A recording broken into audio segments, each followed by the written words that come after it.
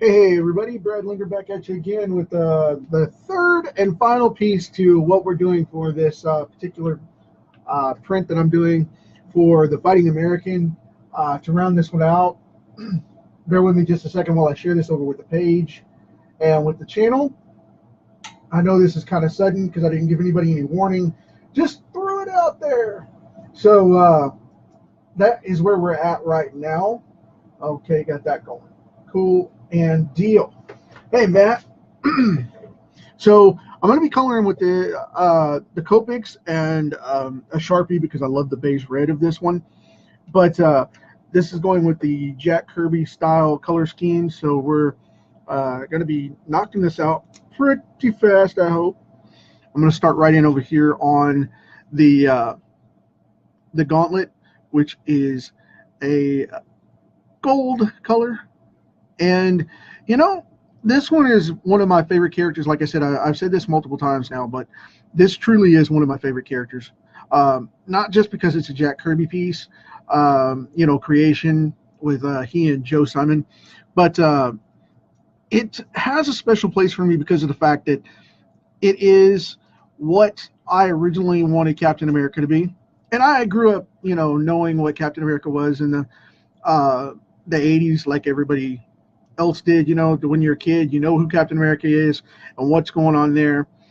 Steve Rogers is the main incarnation of that, but there are others, believe it or not. But yeah, it's just one of those things where this character is like it's like what G.I. Joe and Batman would have been if you mixed them together, because this is a soldier more than anything. And I love that aspect of this character. Hey, Dane, how's it going? And that's one of the things I really wanted to bring together with this one, is that it's a really cool, intense piece. And it doesn't quite get the respect that it should, it really doesn't. It's an unknown character. A lot of people don't know who this one is in comparison to Captain America or any of the other type of characters like this. So I wanted to bring a little light to it for Memorial Day, and then in light of that, I wanted to bring it up to do it as a print, because I got asked a few times, and I was like, you know what? I don't normally do prints for this stuff, but what I'll do is I'll do a free print that we can give away and make a desktop, like a mobile app type of screensaver or something like that out of it with no problem. And bear with me here, I'm checking my reference to make sure everything's cool. And I don't want to color this thing wrong because that would suck. But yeah, I mean, before I get into my marketing stuff, I just wanted to do this piece and catch up for last week with the slow lives and stuff because of everything going on. Like I said, I got some personal stuff going on that I had to handle, loss in the family, and just wanted to get something out for you guys to see so that we could get back into groove. And this is what came of it. This is what came of it. So cool and deal. But yeah, my comics and my blog, as well as my marketing stuff, are going out this weekend finally, and I cannot wait. I'm so excited.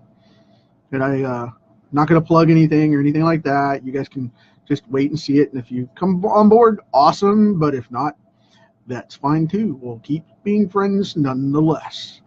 So I think this is going to be really cool. And got a lot going on here with this bad boy right here. Kind of put in that highlight right there. And get this thing pumped out. There we go. Cool. Now, I want to make this shiny, but I wanted to make it more of a leathery look rather than spandex, or the modern style of just, all-out armor and sequined almost like an Elvis suit kind of thing, if you're into that. But I'm going to grab my YR21 here. It's a cream color. That's what I'm going to be doing his flesh as. But yeah, I wanted to take a little different approach with this one because I want it to look like a modern piece, but with the vintage flair, because so many comic artists don't know the follow through, the art of follow through with their stories and their artwork. And I see that all the time where people just go, well, your stuff looks good, but it's flat. Well, same thing with your marketing, if your stuff looks good and it's flat and people don't resonate with it, you're doing something wrong. And 9 times out of 10, it's all about pacing. And I mean, it really is. It's funny because it works and translates in marketing as well as in art, that it's all about the pacing, and I mean that sincerely. It cracks me up to no end, because people will just be like, well, you draw great, but it's one-off shots and there's just no action, no flow, no movement, unless there's extreme attention getting violence or sales pitches, depending if it's art or if it's comic art or if it's marketing. But that's one of the cool things that I picked up on here, especially here lately, because everybody's like, I'm not a marketer, I don't sell stuff. And then it's buy my stuff by the end of the live treatment. Don't do that. And same thing with comic books. I see people pitching their artwork all the time, and then they get these Kickstarters going and they do these excellent campaigns and they get like triple what they originally wanted. And the first thing they do is they turn around and say, well, I got triple what I wanted, so what I want to do is I want to turn it around and I want quadruple that. Why do that? Why do that at all? But it is what it is. It's par for course, so people just freak out about that, but whatever. Anyway, I really dig this one. I think I'm going to start on the I dig the red and blue version of this. I'm trying to figure out how I want to go about it here. I think I'm going to go in with this one. We're just going to knock this out. And I know this is very, very red, being a Sharpie, and that's fine, because I'm just kind of putting in that top highlight, and then we're going to run with it. We're not going to go too heavy. I'm not going to freak out here and run all over the place. I'm just adding a little bit here and there so we can keep that going. And my phone shut off on me, so I wanted to turn that back on real quick. I'm going to keep this red really dull for the most part, but I will be adding a little light here and there, just on some of the edges to lighten it up.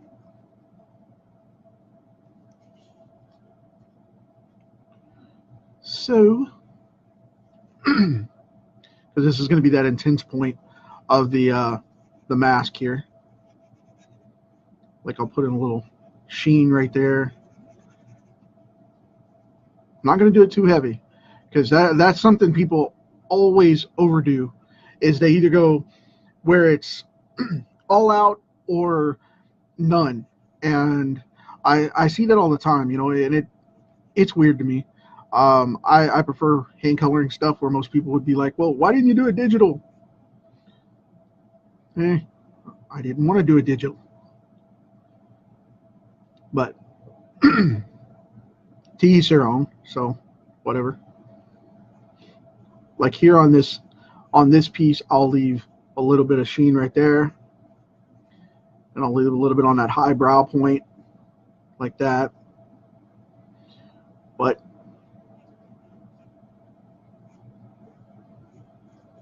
then down underneath, shadow that out. Put a little mark right there. Not much of one, just a little. Just to give it a little bearing. And I like to keep it simple, so I would rather it go solid than be over shiny, because like I said, I don't want this to look metallic at all, because that's not what we're going for here. But on the same token, I do want to add a couple of highlights here and there. I see, like I said, I see people choke this out all the time, And it's like, well, you know, you overwork it or you underwork it, and it's just, I'm just adding a little highlight here to shake things up. That's it.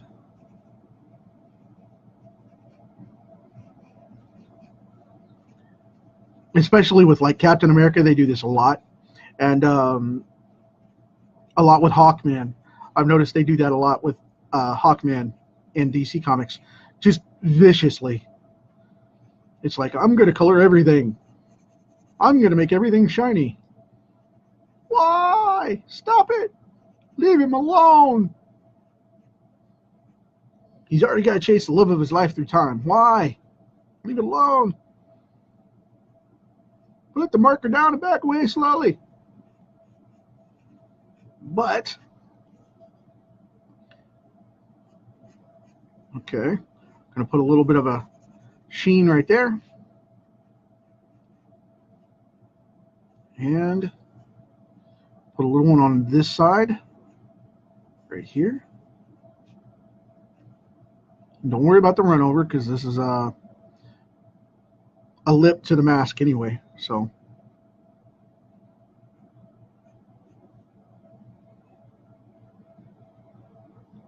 Going to be looping through here like that. Right there at the base bone, done. And nicking those little white spots. There we go. Cool. Now he's got that action going on. And now these stripes are going to be kind of funky because they are white and red alternating, and then we have the blue suit up here as well. So I'm going to start in on the gloves here first before I start that, and I'm going to start down here on the trunks too. They're red as well, and we'll go from there. I kind of made them silky like boxing trunks, and I made the gloves here more like a leather. So they're going to be like a canvas leather. And what canvas leather means, pretty much pressed. It's got a patent style to it, and it's got a rough side and a smooth side, depending on how you press it. And that's where you get like your patent leather, or your you'll get stuff like welding gloves, gardening gloves, that kind of stuff, you know. So it just depends on what you do. If it's polished, it becomes patent leather. If it becomes canvas leather, it's more raw and cut on. So we have that going on.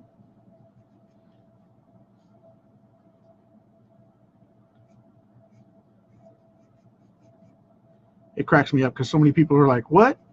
Who is this? I don't know this fighting American you speak of. As I said before, it was a Captain American alternative that Jack Kirby and Joe Simon came up with in 1954 when Timely Comics originally took over Captain America. And the guys didn't like the way it was going. They didn't like the direction of it, and they wanted to show them how Captain America should be. So they created this guy. And he is not a knockoff. He is a standalone character. However, he is in that same vein. So that's why I double talk there a little bit about it, because for me, it's kind of a knockoff, but because I know the story of why they did it. So, I mean, they deliberately made it like Captain America. But it's a standalone character, and he has his own following, own sidekick, own powers, or lack thereof, because he's a normal dude. But whatever floats your boat, man. Anyway, got this going on. Pocket this right here. I love doing this because of the fact that I get to put out this kind of material for you guys in the comic realm where I don't normally get to. I like these unique pieces like this. And then, like I said, I'm going to turn this bad boy into a print of some sort. Not for sale. I'll be giving it away. I'm going to add in the Fighting American logo from the original book. So we'll have that as well. Yeah, I need to turn that back around so I don't mess up the lighting on it. Let's see here. Pull some more light on.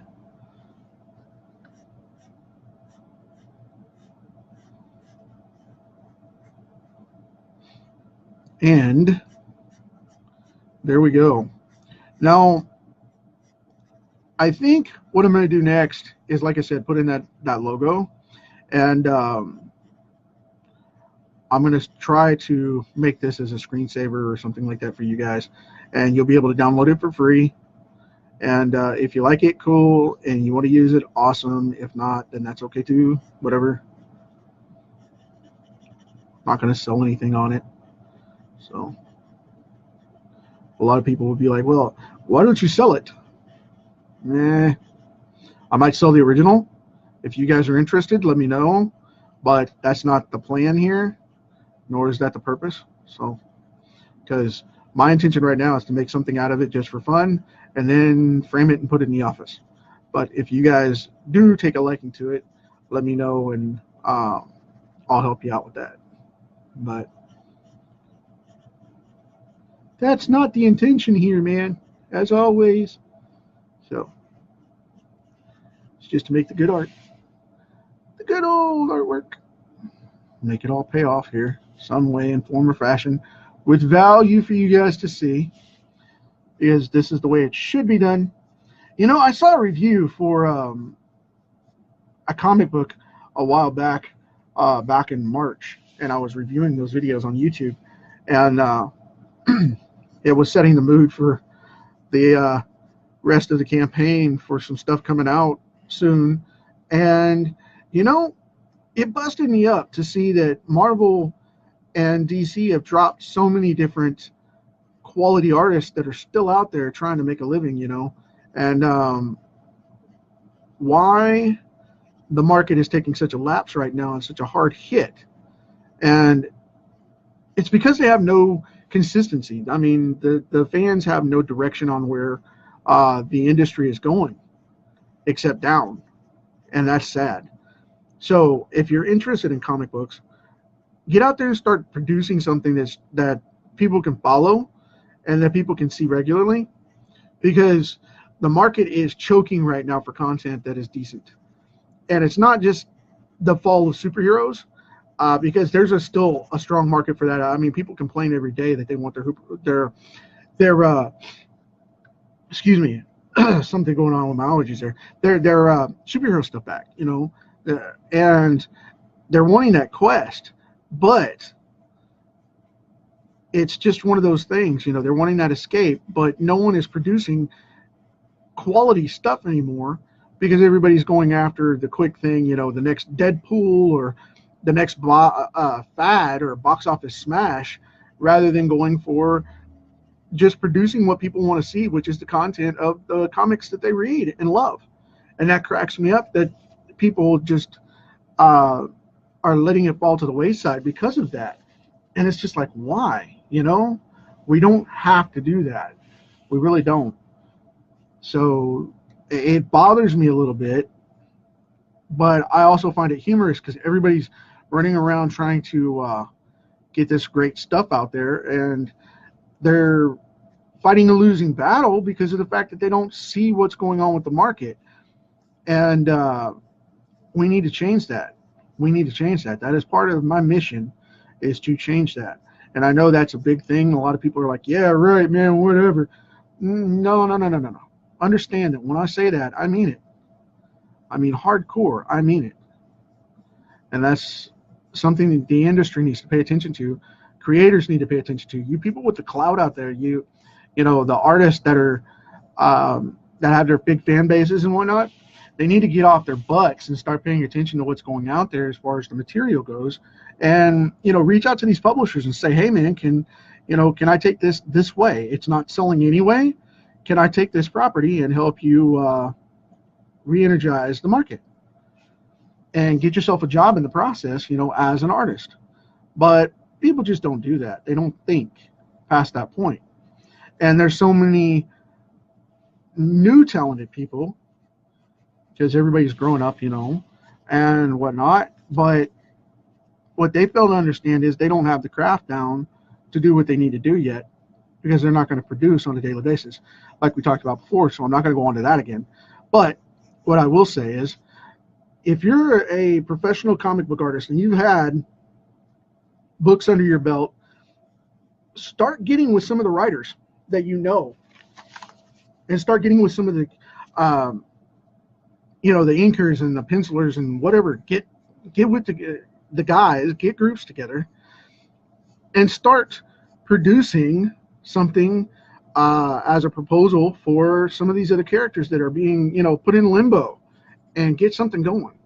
And I'm not saying go make fan art and run them up as the way they should be. What I'm saying is go off and get them created, get a formula set up, and go to take that proposal to the studios, and pitch them a script, pitch them a couple of pages like you would do for a traditional submission, and go back in with their own characters and show them how you can make it work.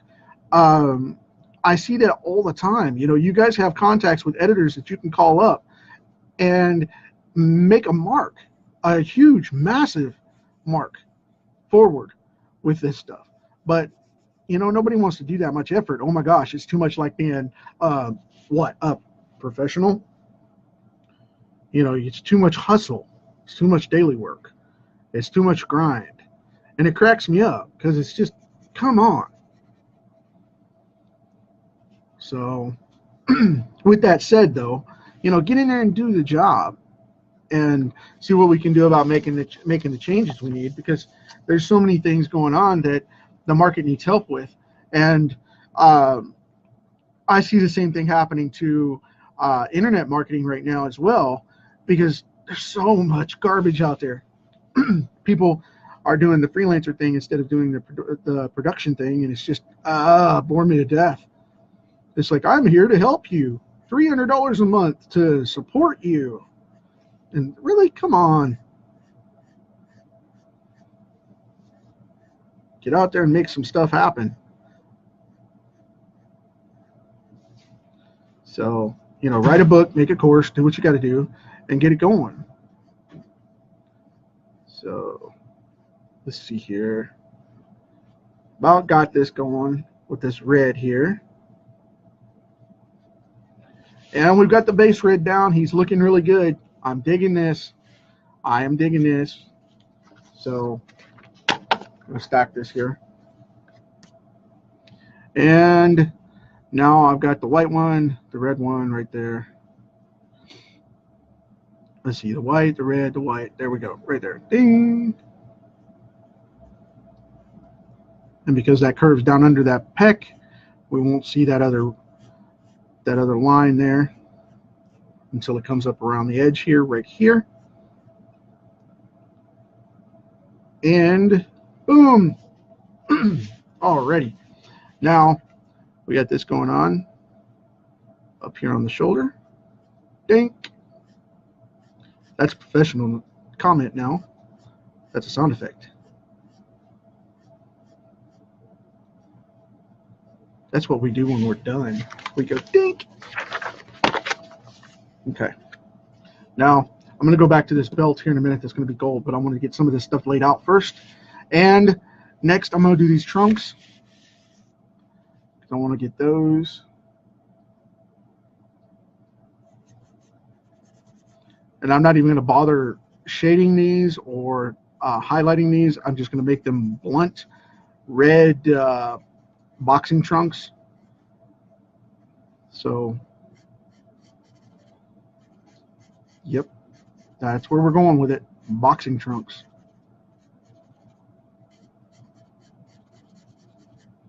Okay. Now I'm trying to go one direction here to keep this as a flowing piece.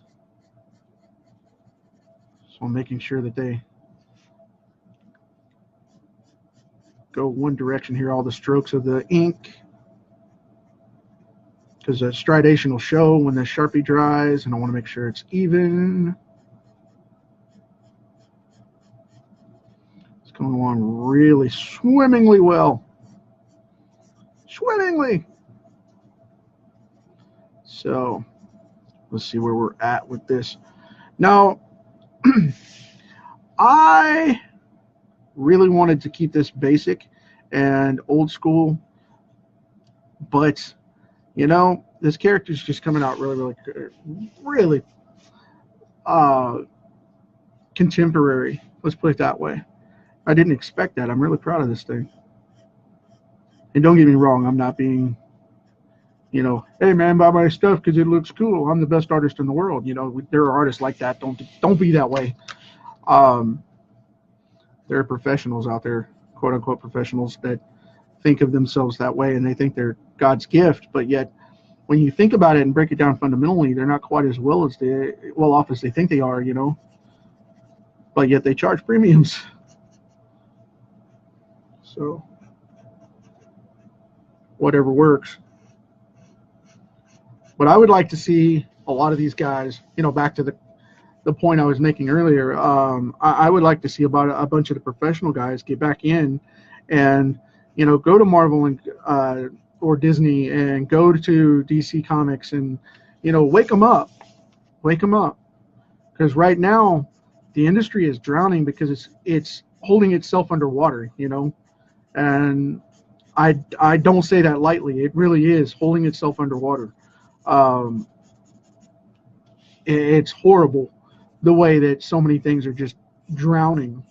DC just canceled the Green Lantern Corps as an example, and Marvel's dropping another, I think they said another 16 titles between now and August. And that's because of the fact that they're drowning as well, because they tried to make the movie universe translate, and then they do the experimentation in the comics. Instead of running the stuff they know works, they use it as a contemporary testing ground, and they end up killing their characters off. And the reason why is because they're flat art, and they're one-off stories and bad writing. You know, it doesn't make sense. It doesn't flow. And that's the one thing I miss about comics, especially from Marvel. They always had a flow to them before Disney took over. And unlike the movies, they don't have that continuity and that connectivity. So we've got that all going on, and it's really strange to see happen. Bear with me here while I open this. I'm making sure of what's going where. I want to keep this blue like the original. So what I'm going to do here is I'm going to tweak I'm going to tweak these little ribs here with a blue. I'm going to put them down with a darker blue, I think. I'm going to go in here with this blue because I just dig it. I'm not going to highlight them like the mask. So what I'm going to do is I'm going to put in this darker blue on these ribs so that they pop up against the lighter blue that will be the costume. So that'll be the foundation of the costume. I just think it's going to be a really cool little personal touch from, you know, me getting this done. And we'll go from there. So, hope you guys are digging this, man. Because if not, then what's the point? You don't like to watch me draw pictures, I might have to cry. Not. That's okay. If you don't, that's cool. So, I like doing this one because, you know, this modern ribbing stuff, it just gives it a three-dimensional pop that the regular stuff just doesn't have. And I really like to do that because it's something different, you know, that not everybody does, because they don't put in these little details, especially more of the modern digital-based artist. And not that I'm knocking digital painters or digital artists whatsoever. It's just the stuff that's coming out of Marvel is one-dimensional. And like I said, I'm not going on a rant against Marvel specifically. I'm just saying the fact that it's there is a problem. Because 10 years ago, even 10 years ago, they wouldn't have hired those people. You know? And I'm not saying those people as indiscriminating against anybody either, like, you know, a specific artist or anything. What I'm saying is it's the digital flat look with that lack of detail and that lack of luster. It just looks like it's drawn to turn and burn and kick out a comic. And it's not, there's no heart to it anymore. And that bothers me quite a bit. And that's what I think I'm after, is the point that there's no heart in comics anymore. I mean, we used to draw comics because of the fact that we loved the artwork and loved the form and wanted to tell the stories and wanted to be a part of something, you know, that was that legacy of these great creations. And we just don't do that anymore. You know, it's about the paycheck now, and it's about how many digital pages you can kick out as quick and quiet as possible and get that, you know, that big credit of Marvel to move on to whatever you want to do next. And I have a problem with that. I do have a massive problem with that. So, but like I said, to each their own, and the company will do whatever they want to do until someone in the industry comes in and changes it. And we change that standard. And that sucks that we have to do that. But that's where it's at.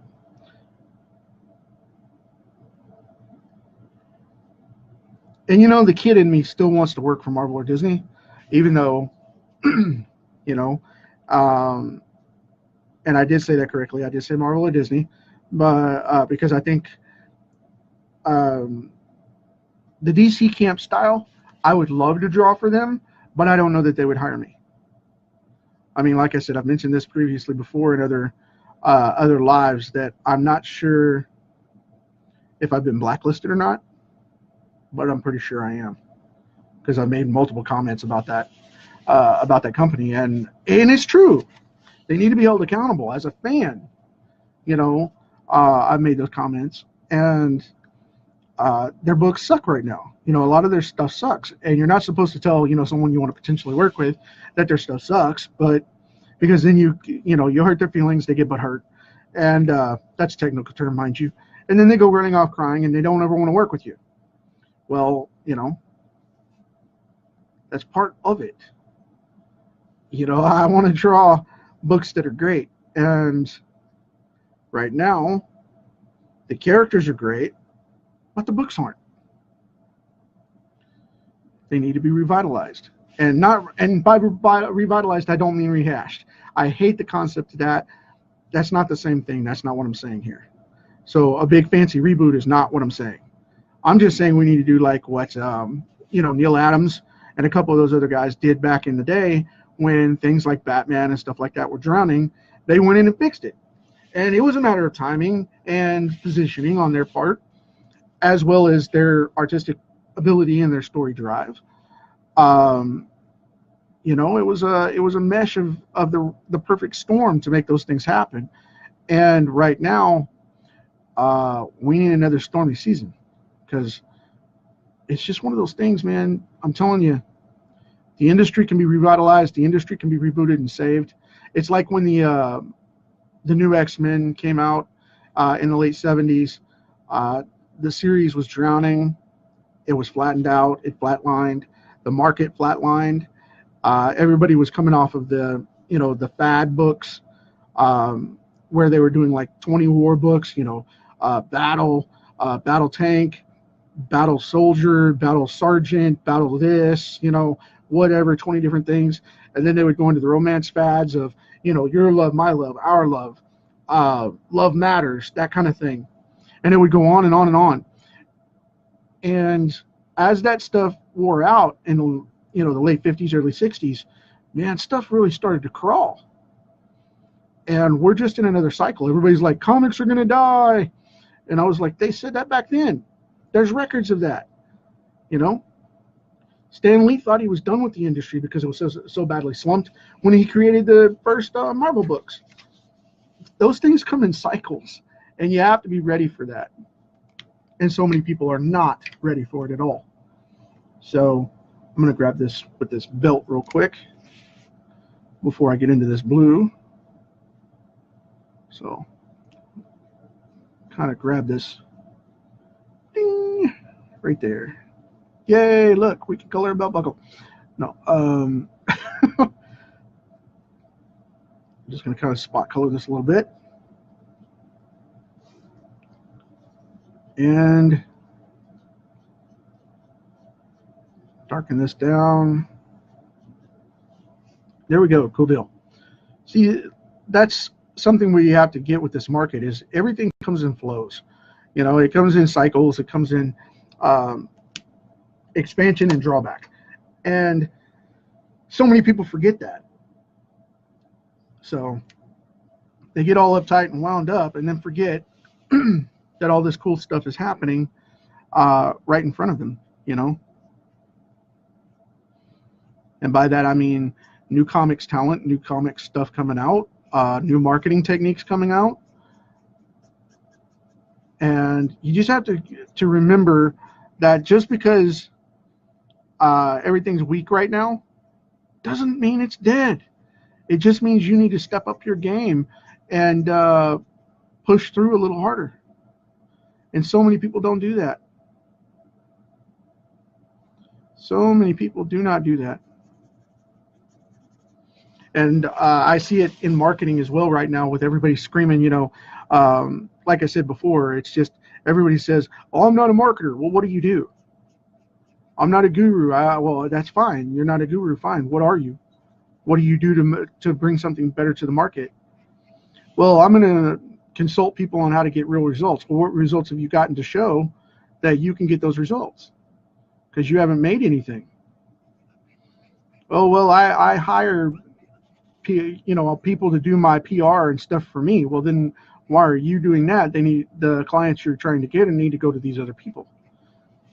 If you're, I mean, everybody has coaches and stuff and trainers and things going on, but if you're not doing it right, where you're making progress, then why? Because you're not ready yet to be telling everybody else what to do when you can't do it yourself.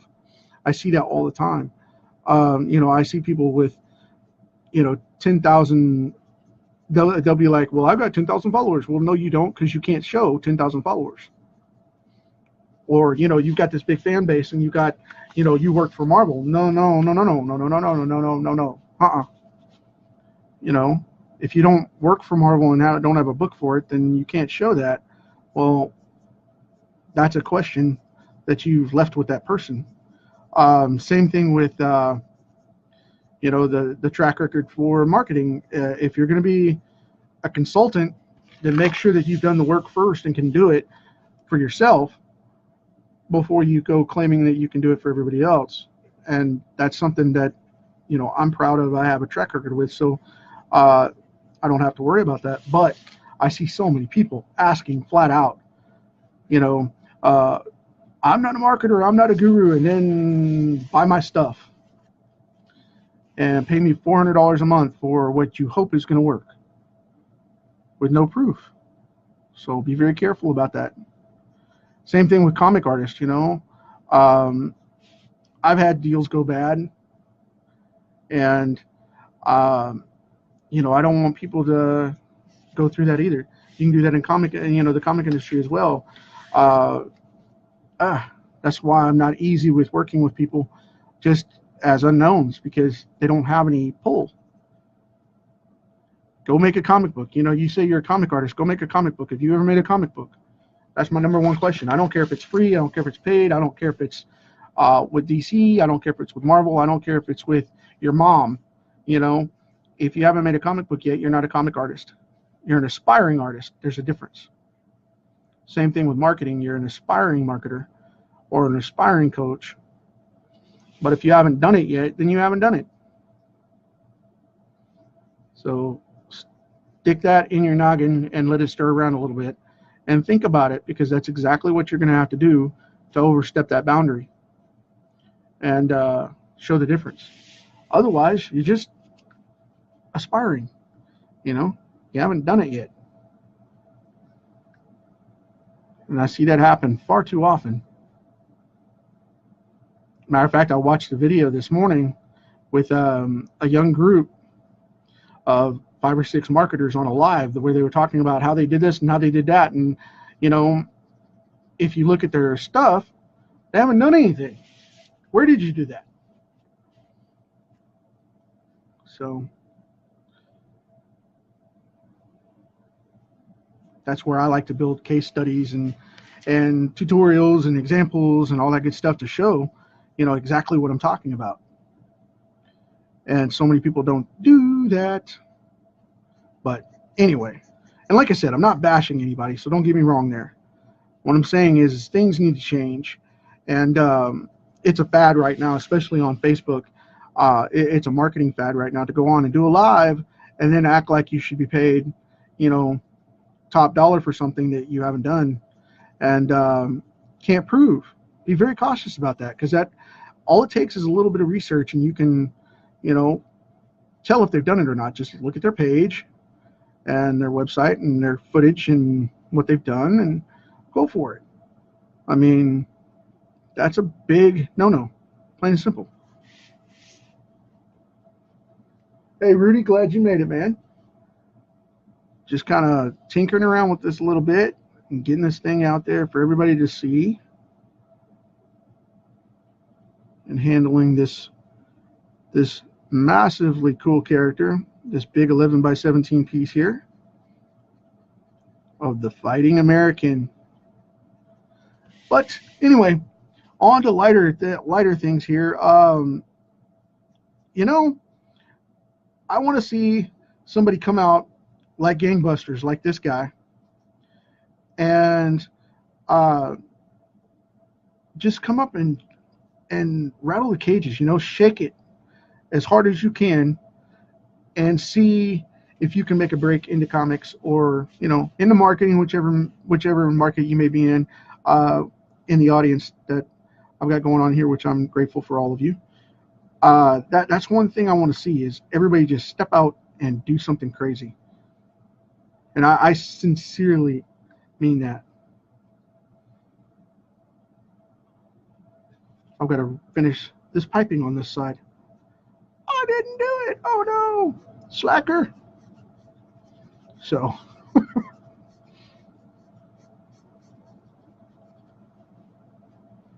gonna get this knocked out here. We've almost got this thing finished up. I'm really digging this. Got to do the chest and got to do the legs and got to do the orange details on the armor. Very impressed, if I do say so myself. Oh, kidding. So let's see what we can do about marking this up here.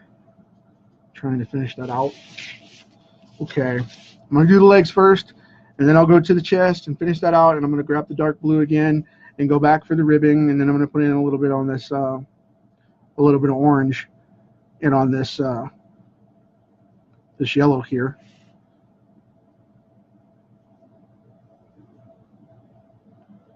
And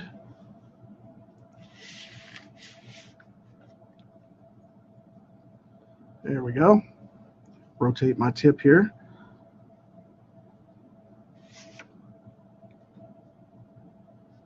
Boom.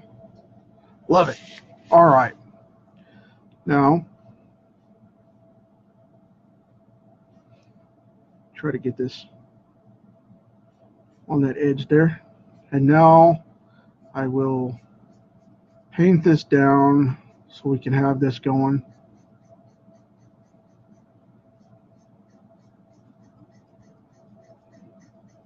And we have pants. Yay! Love it. Okay, go back over that a little bit because it's a little thin. Now,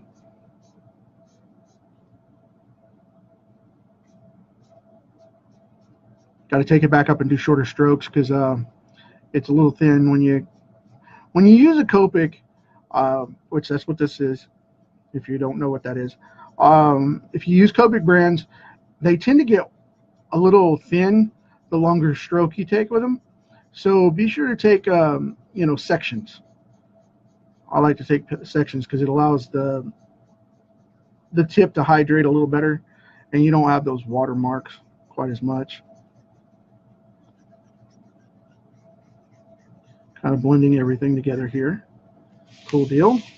Now I'm going to go on this leg over here. And if you heard that click, I had just dropped my Sharpie off my table. All right, cool deal.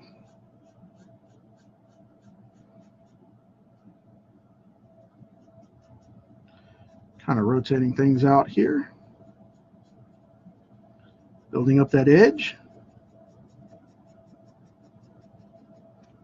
And normally I wouldn't go backwards like that against it. Pushing the pin forward is actually backwards for Copic. You're supposed to pull back towards you and pull back away like that. The reason you do that is because it saves on the tips. But in this particular piece, trying to do this for expediency here and have this going on. So, got that. I'm going to go over here, finish this side of the leg real quick. And boom. Oops, went over. Now I'll have to line that just a little bit.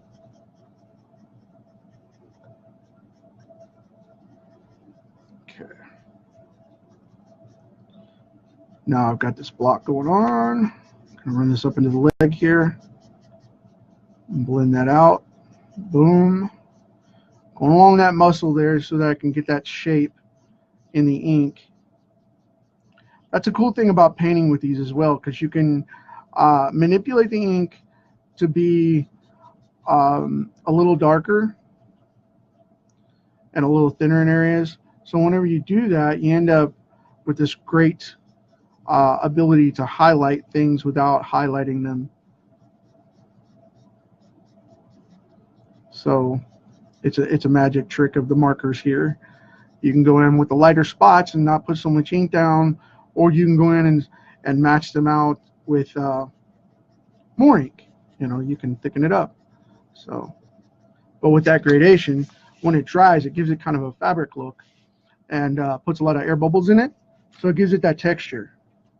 Like this arm here, that's a little thin for what I want. So I'm going to blend that in just a little bit, like that. That'll darken that up.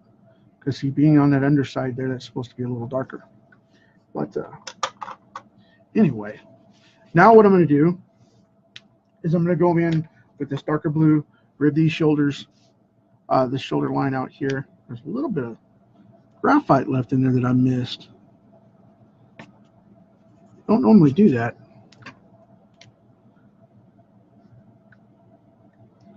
But anyway, I'm going to go in with this real quick. Knock this out. And then we'll go into that chest star. Get that emblem.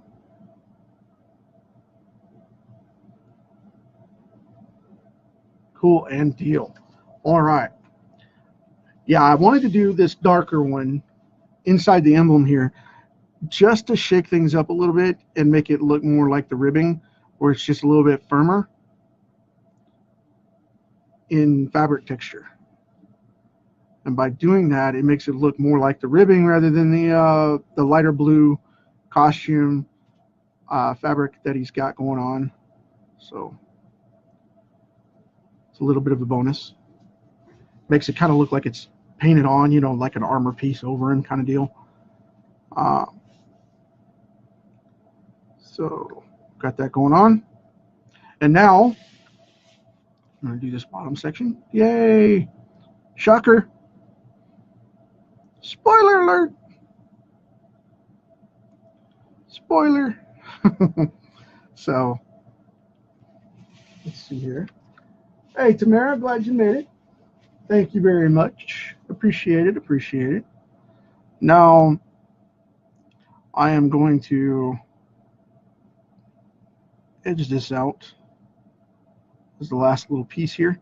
Then I'm going to take some orange, and like I said, I've got some orange and some maroon, and I'm going to go over this real quick for this these gold pieces. And then I'm going to go in and do the eyes here. And he's supposed to be a blonde-haired, blue-eyed guy. So I'm going to put in this super light blue here in just a minute that I've got for his eyes. You know, he had the stereotypical type of look going on for that time. So, all right, let's see what I got here. I'm going to go in with this edge here. Kind of darken this up just a little bit. Not too much, just kind of feathering this in. And kind of adding a little more depth to it without overworking it too much. Go right across this crown here like that. A little bit on this side, and that's it. Boom, done. That's it. That's the way it works. Go down here into this fold. And whenever you add darker colors, you want to stay away from the edges, and you want to go in for more of the center portion to make it fade in like that. And by doing that, it gives it that gradation that you want for it looking lighter than it's supposed to on the outskirts and looking more formal and darker and more of a solid color in the centers. A lot of people don't like the color this way. I do, because it's just my choice. It's more of an 80s style. But that's what I like. And that's what I bring to the table. So I hope that's cool. But I have more of a 70s, 80s flavor with my coloring work, because that's just the way I like to do it. So, all right, cool deal.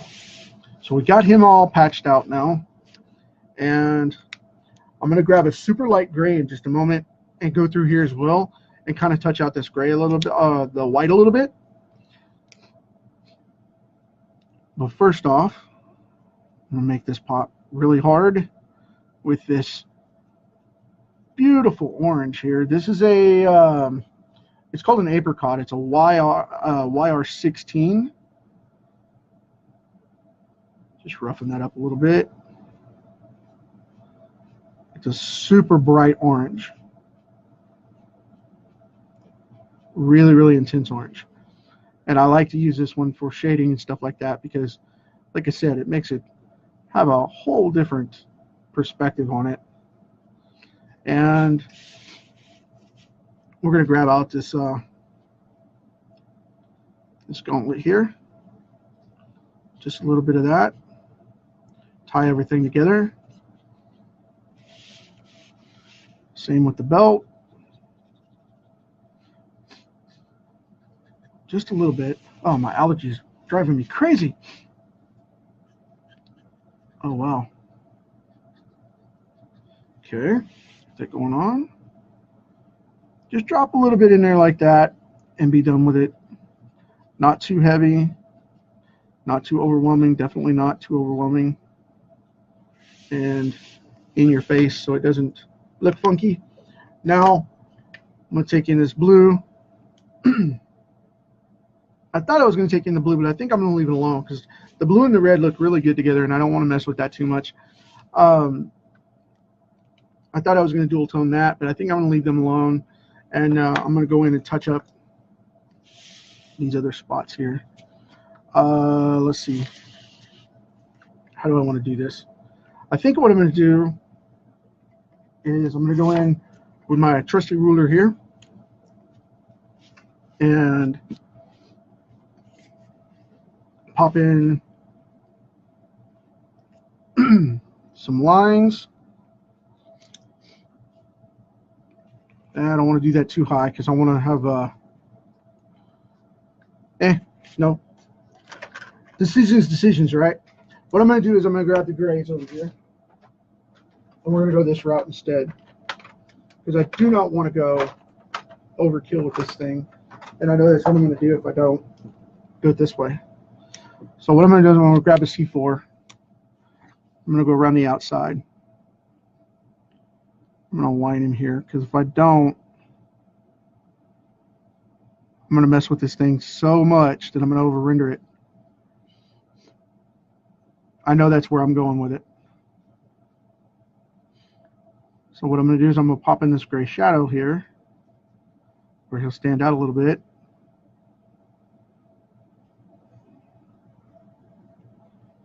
Kind of Todd Knox style. My buddy Todd's out there, man. That cracks me up. He's out there somewhere. He's probably at a con right now.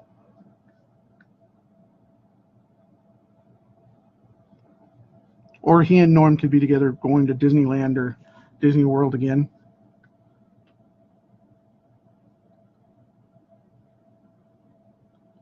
Let's see. That works. That works. All right. I want to finish this up kind of fast here so that we can get moving on, and I can get printing that. I'm going to print that logo over here and get it going.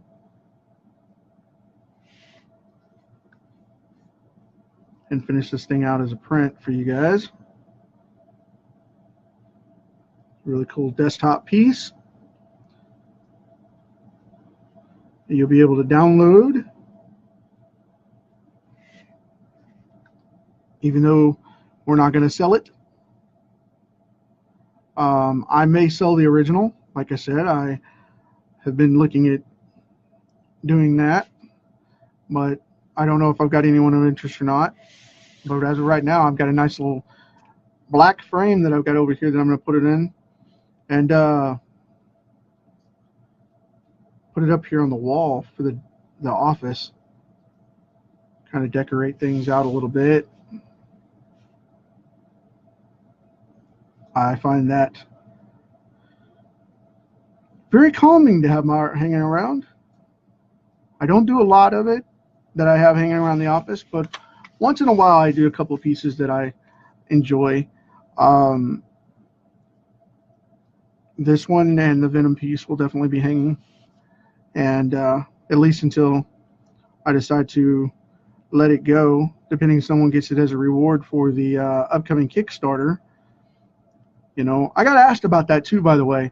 You know, it's like, well, why do you do Kickstarters if you don't need it? And it's not that I don't need it, it's the fan base. You know, I do it because it's the marketing and the fan base, and I want everybody to get the book and know it's out there. And the easiest way to promote a book is via Kickstarter.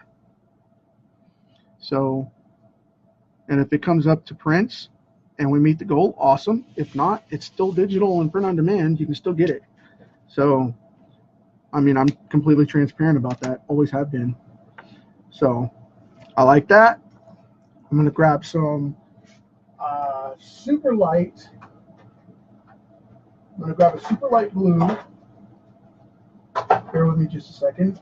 And I'm also going to get another gray. Let's see.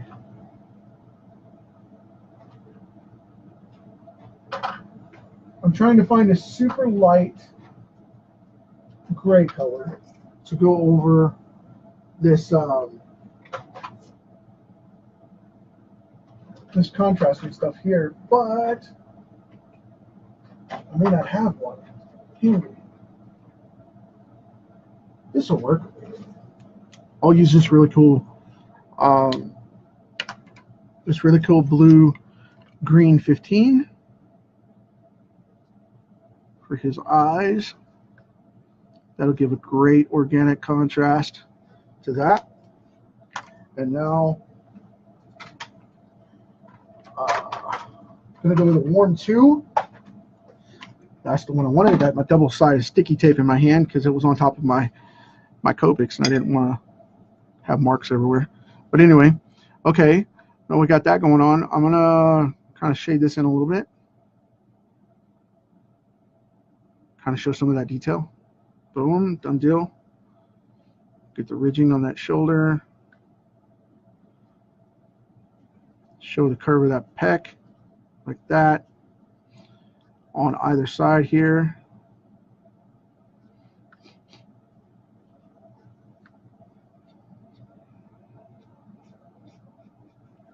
Just want to kind of go right off the edge here for that star. And get both sides of that. Because it's not going to be bright. It's not going to be bright at all. I want it to have a very cookie cutter type of look.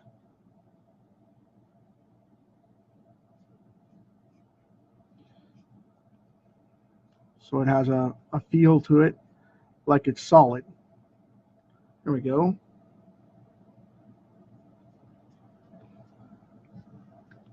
So right here in the shading, pop that in, done deal.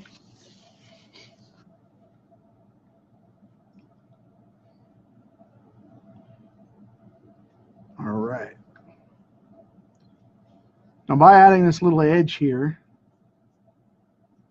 in certain places, it's giving that raised three-dimensional look. So we can show it popping up just a little bit, having some weight to it, having some solid ground to it. Just boom. It's a great texture. It's a great look. Now, I'm going to pick one side here.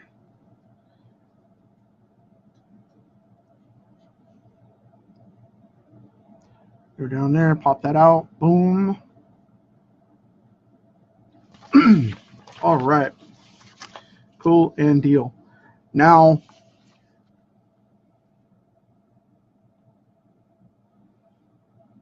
catch some of these highlights with the same color, and it adds a contrast that drags throughout the whole thing and brings it together. Just a little bit, not much, just a little. Okay. Boom. Done and done. Cool and deal. All right. Now, put a little of this down in here on the belt.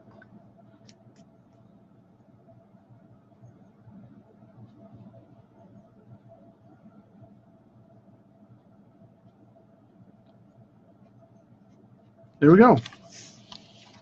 It adds a little different texture to him. Matter of fact, I had that ridge line for the teeth.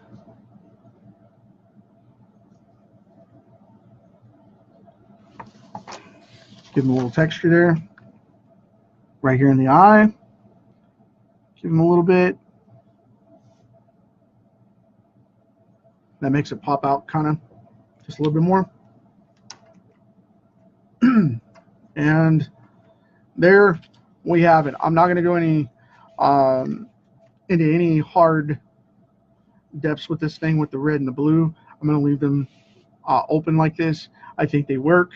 So as far as this goes, I'm going to put in the, like I said, the banner up top, and then we'll finish this out and make a print out of it. So I hope you guys dig it. I hope you enjoyed this. I hope everything's going good for you this week, and on to the next. So until then, you know how this works. Thank you so much for hanging out with me. I appreciate it. I hope you got some value out of watching this, and I hope you enjoyed the piece.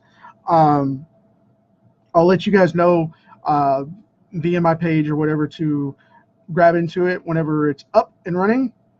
And I hope you guys have just an awesome rest of your day. And as we know, every time I end these things, until next time, go out in the world, ride the roller coaster we call life, and try to make somebody happy, healthy, smile, whatever you got to do, man.